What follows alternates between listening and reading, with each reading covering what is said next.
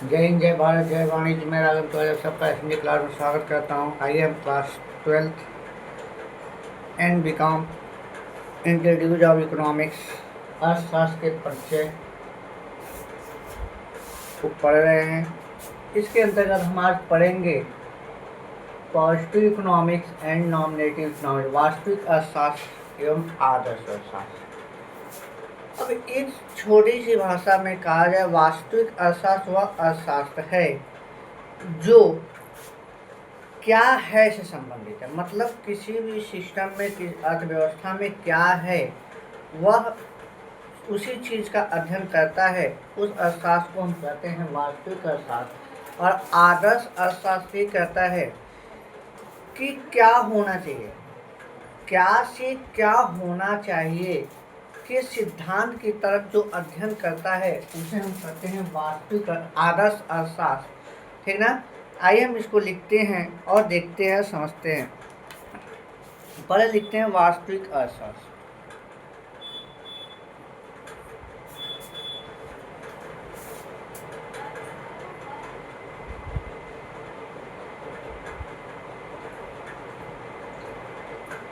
वास्तविक अर्थशास्त्र या विज्ञान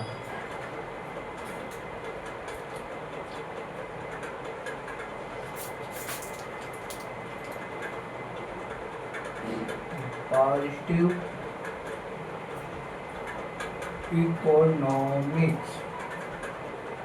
इकोनॉमिक्स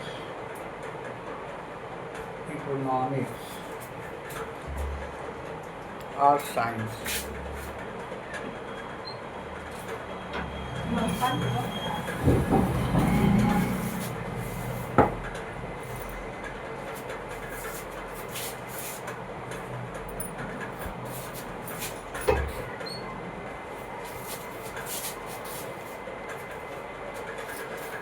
अब देखिए, अर्थ लिख सकते हैं अर्थशास्त्र की वह शाखा,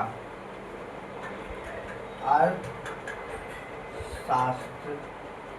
की वह शाखा जिसमें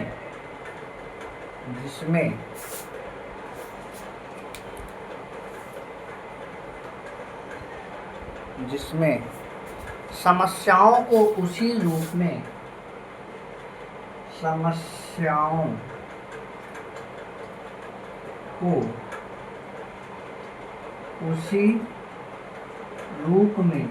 उसी रूप में अध्ययन करते हैं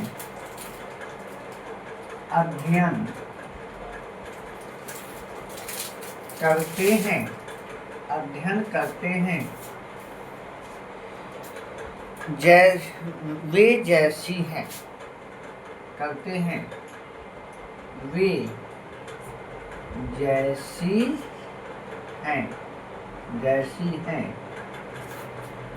हैं, वास्तविक अर्थशास्त्र कहलाता है। वास्तविक अर्थशास्त्र कहलाता है। वास्तविक अर्थशास्त्र कहलाता है। वास्तविक अर्थशास्त्र में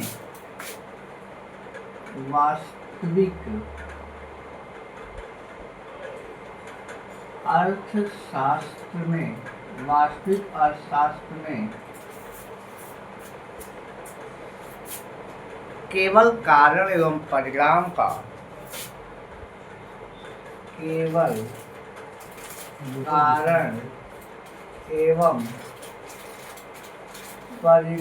का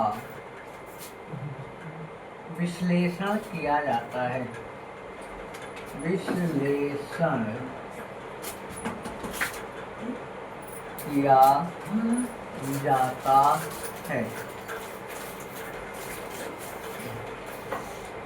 वास्तविक अर्थशास्त्र क्या है कि वह अर्थशास्त्र की शाखा जिसमें किसी समस्या को उसके उसी रूप में अध्ययन किया जाए, अर्थात जैसी समस्या है उसी हिसाब से उसका अध्ययन किया जाए, उसे हम वास्तविक अर्थशास्त्र कहते हैं। एग्जाम्पल के रूप में हमें पता है कि मेरे पास साधन क्या होता है, साधन होता है हमेशा सीमित, और आवश्यकताएं क्या होती हैं, अनंत होती हैं। आवश्यकताएं क्या होती है मेरी, अनंत होती हैं। अगर मेरी इनकम 10,000 रुपये पर ईयर हो, तो हम अपनी इस 10,000 के इनकम को अपने हर आवश्यकता की तरफ खर्च कर सकते हैं। सबसे बड़ी आवश्यकता मनुष्य की क्या होती है, रोटी कपड़ा मकान, भोजन पे, घर पे, शिक्षा पे, उसके बाद से आपका और ले लें, भोजन, घर, शिक्षा, चिकित्सा, मतलब हर क्षेत्र में अपनी इनकम को हम खर्च करेंगे। और भी इसी इनकम में जुड़ जाएगा सामाजिक आवश्यकता, सामाजिक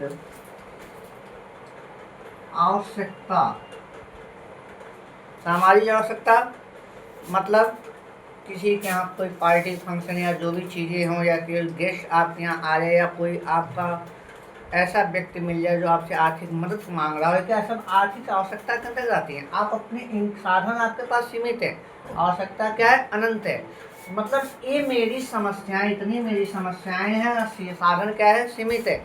इन समस्याओं का जैसे का वैसे ही अध्ययन करना, मतलब मैं अपने इनकम को किस किस मद में किस तरह खर्च कर दें, ठीक ना, इसका अध्ययन करना और विश्लेषण करना, और इसका क्या परिणाम निकलेगा मेरे इनकम पे, मेरे ऊपर क्या स्थिति मेरी बनेगी, इस समस्या का अध्ययन करने का जो अर्थशास्त्र की शाखा है उसे ही हम पॉजिटिव इकोनॉमिक साइंस कहते हैं, और वास्तविक अर्थशास्त्र कहते हैं। मतलब क्या है, यह क्या कहलाता है, समस्या क्या है, इसका परिणाम क्या होगा, इसके बारे में सीधे अध्ययन करना क्या कहलाता है, वास्तविक अर्थशास्त्र कहलाता है। और आदर्श अर्थशास्त्र क्या है, आदर्श अर्थशास्त्र कहता है क्या होना चाहिए, क्या होना चाहिए, मतलब कि मैंने अपने आवश्यक सीमित साधनों का अनंत आवश्यकताओं पे किस तरह खर्च कर दें कि मेरे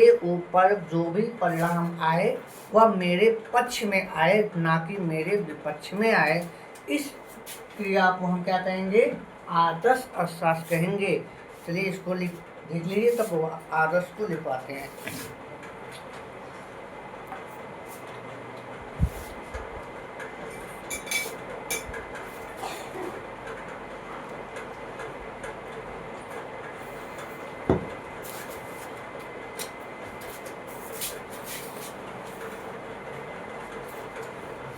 आइए देखते हैं आदर्श अर्थशास्त्र।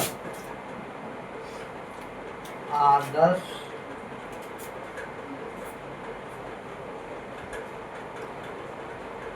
अर्थशास्त्र या विज्ञान,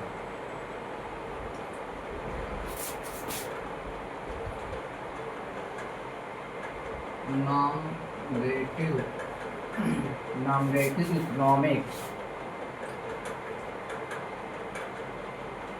इकोनॉमिक्स और साइंस।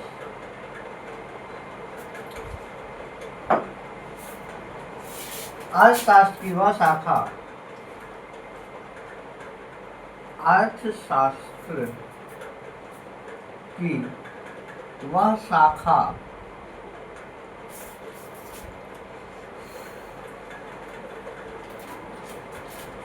जिसमें मानव के व्यवहारों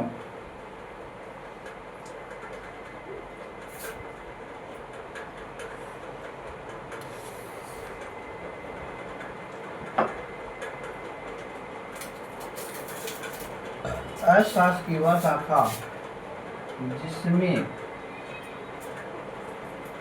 मानव के व्यवहारों की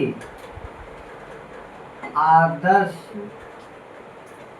प्रस्तुति आदर्श प्रस्तुति का अध्ययन किया जाता है। अध्ययन किया जाता है। आदर्श प्रस्तुति का अध्ययन किया जाता है।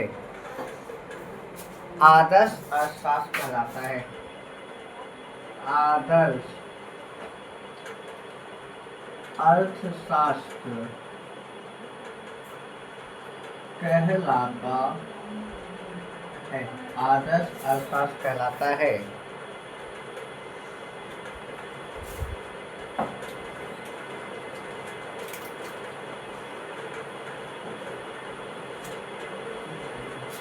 अर्थात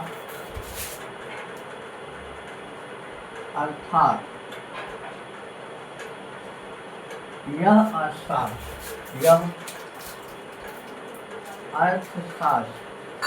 अर्थशास्त्र क्या होना चाहिए?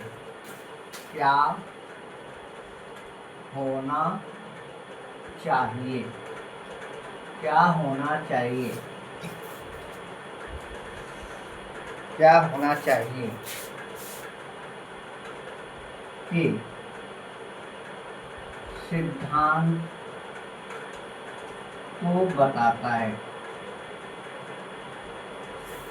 मतलब आदर्श का मतलब है कि हमें पता है कि हर व्यक्ति का इनकम क्या होता है, सीमित होता है। मतलब साधन सीमित होते हैं, आवश्यकताएं अनंत होती हैं। अपनी आवश्यकताओं को ध्यान में रखते हुए अपनी सीमित साधनों का किस तरह प्रयोग करें कि मेरा परिणाम मेरे पक्ष में हो, ना कि मेरे विपक्ष में। इसे हम आदर्श अर्थशास्त्र कहते हैं। अर्थात अगर हम कहें कि मार्केट से अगर हम पैसा किसी से उधार उठा रहे हैं, तो उधार उठाने के लिए हमें अगर जो इंटरेस्ट देना पड़ा, ब्याज देना पड़ा, वह उचित ब्याज दर क्या होना चाहिए। एक उचित ब्याज दर के सिद्धांत को हम ध्यान में रखेंगे, तभी जाके मार्केट से पैसा ले सकते हैं, ताकि मेरे साधन से क्या कहते हैं, मेरी आर्थिक परिणाम में कोई असर नहीं पड़ेगा। तो ये जो सिद्धांत दिखाता है क्या होना चाहिए, तो ये सिद्धांत क्या है, आदर्श अर्थशास्त्र या विज्ञान है। इसको देख लीजिए, फिर इन दोनों में अंतर हम देखते हैं।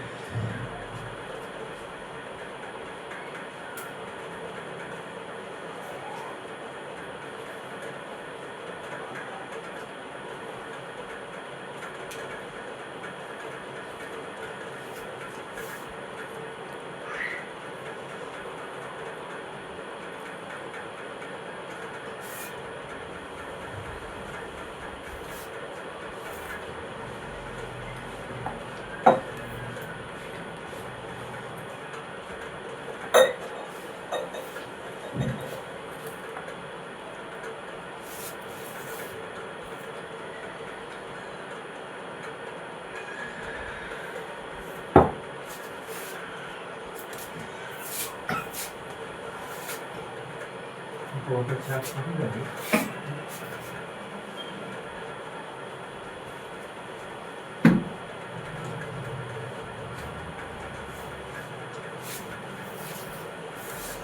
आइए हम देखते हैं वास्तविक अर्थशास्त्र, आदर्श अर्थशास्त्र में अंतर।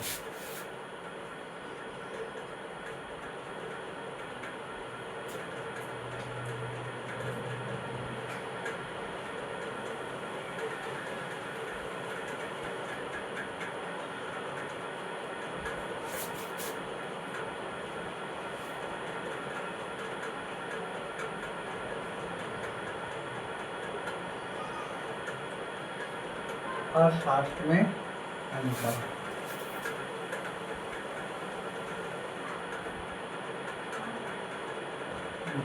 different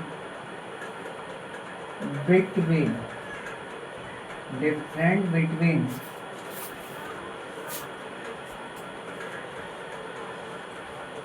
positive economics positive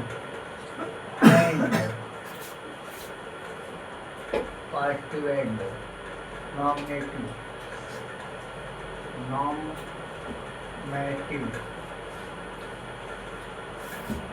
economics.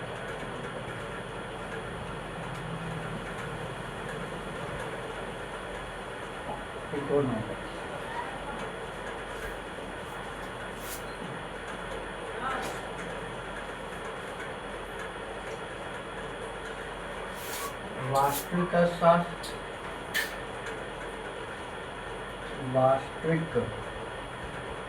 अर्थशास्त्र, यहाँ पे आदर्श अर्थशास्त्र। आइए अंतर देखते हैं क्या कह रहा है। पहला है वास्तविक अर्थशास्त्र। अभी बोले कि अर्थशास्त्र की वह शाखा जो क्या है से संबंधित है। अर्थशास्त्र की वह शाखा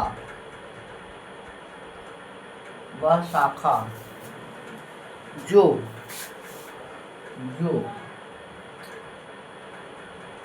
क्या है से संबंधित है।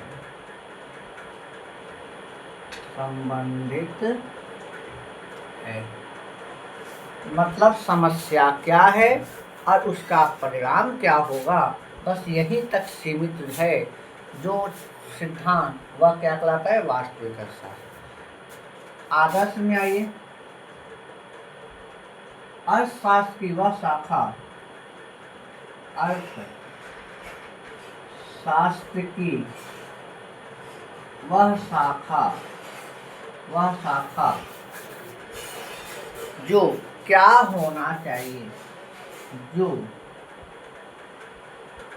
क्या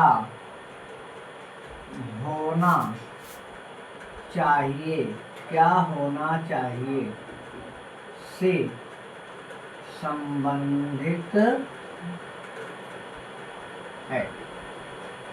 मतलब जो समस्या है उस समस्या के समाधान के लिए क्या होना चाहिए वह क्या कहलाएगा, आदर्श अर्थशास्त्र। जैसे एग्जाम्पल अभी कई बार बोला गया कि अगर मेरे पास मात्र 200 रुपये हो और हमें बहुत तेज भूख लगी हो और हम घर से बाहर हों, तो पहली आवश्यकता, दो आवश्यकताएं मेरे सामने दिख रहा है। इस 200 रुपये में हमें घर भी आना है और अपनी भूख को भी शांत करना है। दो आवश्यकता दिखी, तो समस्या क्या है, क्या होना चाहिए, पहले भोजन होना चाहिए। क्या होना चाहिए, भोजन।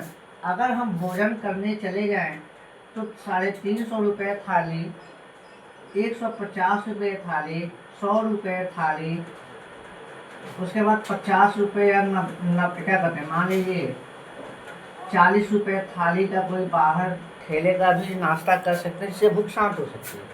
अब 200 रुपये में 350 का तो हम कर नहीं पाएंगे, 150 का करेंगे तो 150 बचेगा, 150 बचेगा, तो हम उस 150 में कोई संभावना है कि अपने घर आ जाएं। अब दूरी कितनी है तो मेरे घर और स्थान से डिपेंड करता है। तो हम कोशिश यही करेंगे, भूख को शांत करने के लिए हम कोशिश करेंगे 100 रुपये या 40 रुपये में किसी तरह अपने भूख को शांत करेंगे। मतलब क्या होना चाहिए, पहले भूख को शांत करना, ये मेरी आवश्यकता है। भूख को शांत करने के लिए किस सीमा तक किस चीज़ का प्रयोग करें जिससे मेरे पास मनी क्या हो, अधिक मात्रा में बचे। मनी क्या हो, अधिक मात्रा में बचे, जिससे हम अपनी दूसरी आवश्यकता को पूरा करें। यह क्या है, आदर्श है। ठीक। और वास्तविक क्या है कि भैया हमें भूख शांत करना है, चलो 100 रुपये का भोजन कर लिए, 100 रुपया लेके घर पहुंच जाएंगे किसी ना किसी तरह।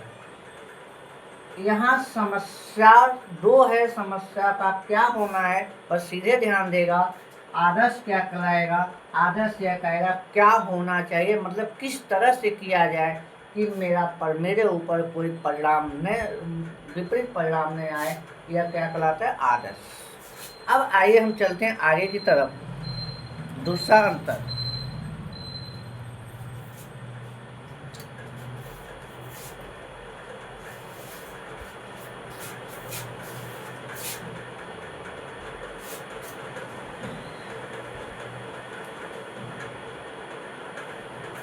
यह तथ्यों पर आधारित है, यह तथ्यों पर आधारित है एवं सुझाव देने वाला नहीं है, एवं सुझाव देने वाला नहीं है। वास्तविक असर क्या कहलाता है? जो समस्या है उस समस्या का समाधान करिए, कोई सुझाव इसमें नहीं है कि मतलब हमें क्या करना चाहिए। तभी बोले हमें भूख लगा, पैसा है मेरे पास है, भोजन करेंगे, जो बचेगा उसमें खाएंगे। तथ्य है, इसमें कोई सुझाव नहीं है। और आदर्श क्या कहलाता है? ये सुझाव देता है कि भैया अपने पैसे को आप इस तरह इन्वेस्ट करिए कि आपका परिणाम क्या हो, आपके पक्ष में बने, ठीक, कोई समस्या आपके लिए क्रिएट न हो। इसको लिखेंगे आदर्श में यह सुझाव देने वाला है, यह सुझाव देने वाला है। तीसरा देखते हैं,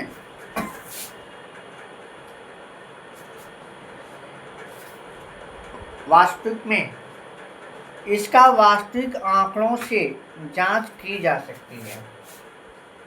इसका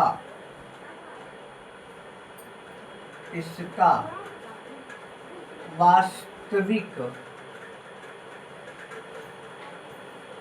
आंकड़ों से जांच की जा सकती है।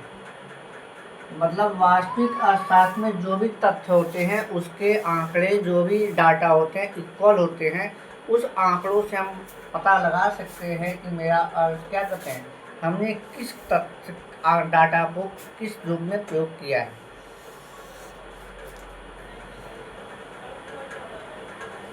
आदर्श में आए, इसके विवरणों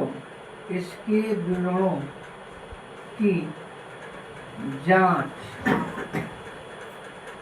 नहीं की जा सकती, नहीं की जा सकती है। मतलब आदर्श अर्थशास्त्र के जो डाटा होते हैं वह अलग अलग मदों में अलग अलग तरीके से बंटे होते हैं। मतलब जो भी अभी बताए कि हमारे जो क्या कहते हैं साधन है, उस साधन को हम किस तरीके से किस मद में कहाँ खर्च किए, इसके बारे में जानना थोड़ा आसान नहीं होता, ठीक ना। तो इसके विवरण जो भी होते हैं जांच करना सरल नहीं होता है। इसका है चौथा, देखें चौथा कह रहा है वास्तविक में इसका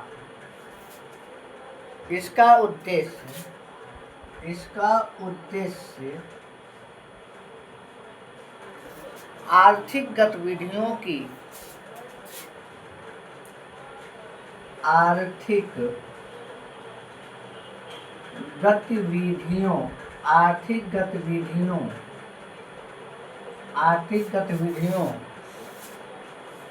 व्याख्या करना है। आर्थिक गतिविधियों की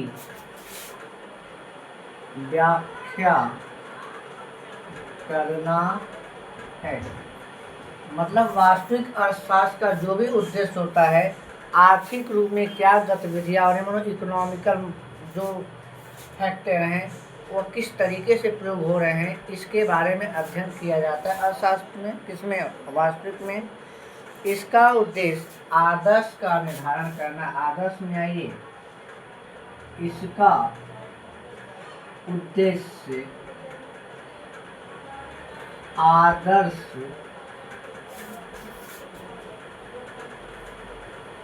आदर्श निर्धारित करना है। निर्धारित करना है। इसका उद्देश्य क्या है? आदर्श को निर्धारित करना होता है। किसका? आदर्श अर्थशास्त्र का। पांचवा आते हैं, पांचवा है यह मूल्य निर्णय नहीं देता।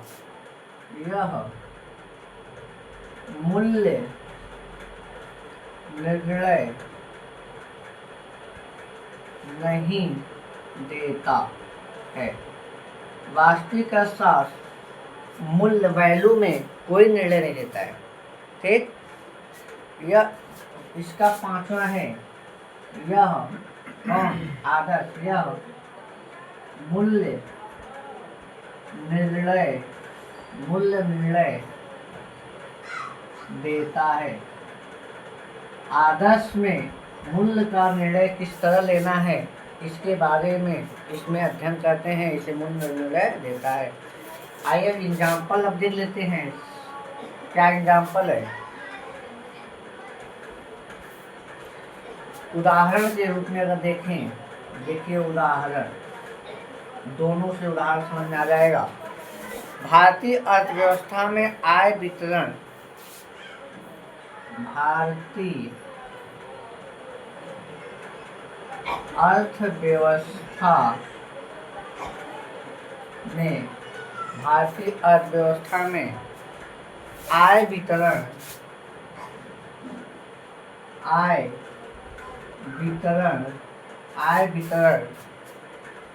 की असमानता है। आय वितरण की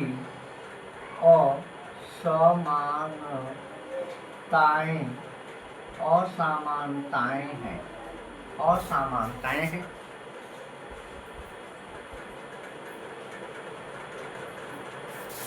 इसका उदाहरण है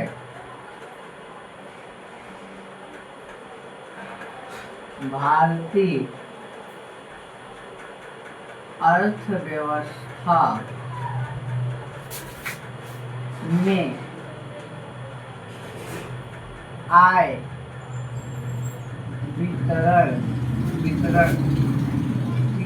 आय वितरण की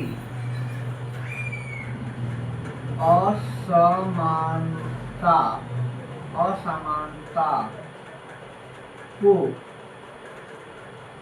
कम की जानी चाहिए।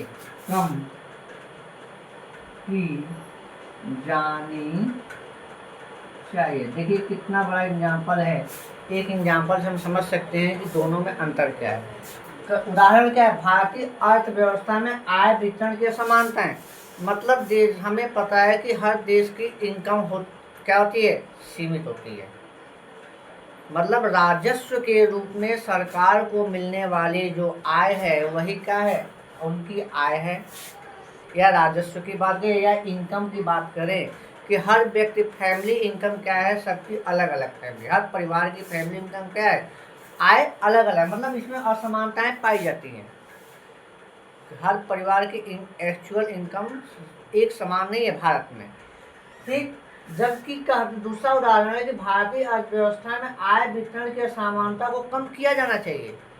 मतलब अगर भारत में आय का वितरण जो है, मतलब हर व्यक्ति की आय जो अलग अलग कैटेगरी में है, हम उसे कम कर सकते हैं। कैसे कर सकते हैं? अगर रोजगार की स्थिति को बढ़ा दिया जाए, शिक्षा को बेहतर बना दिया जाए, उद्योग धंधों को अधिक मात्रा में इस्टेब्लिश कर दिया जाए, ठीक, अनावश्यक कर को हटा दिया जाए, तो इस दशा में आर्थिक अर्थव्यवस्था में आय का वितरण जो होगा समान स्तर पे आ जाएगा, अधिक समान हो जाएगा। ठीक, तो ये आदर्श को प्रस्तुत किया। अरे क्या कला है? आय वितरण असमान है, मतलब आय का वितरण असमान है, मतलब जो व्यक्ति हैं सबकी इनकम अलग अलग तरीके से है। तो ये केवल परिणाम बता रहा है। अब इस परिणाम से क्या किया जा सकता है, उस परिणाम को कम किया जा सकता है कि नहीं किया जा सकता है, यह आदर्श को प्रस्तुत कर रहा है। ये हमारे आदर्श अर्थशास्त्र और वास्तविक अर्थशास्त्र में अंतर है। आशा करते हैं आपको ये वीडियो समझ में आया होगा।